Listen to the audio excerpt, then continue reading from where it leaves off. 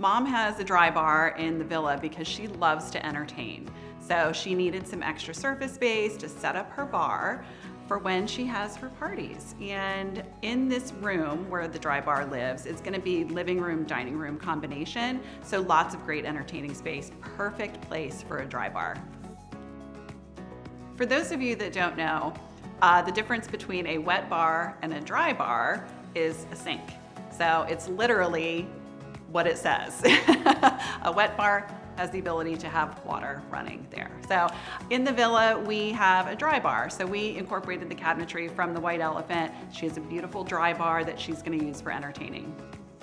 So the dry bar obviously sticks with our theme of French country in the home. It's white. It has some beautiful detailing in it, which is very significant to that style.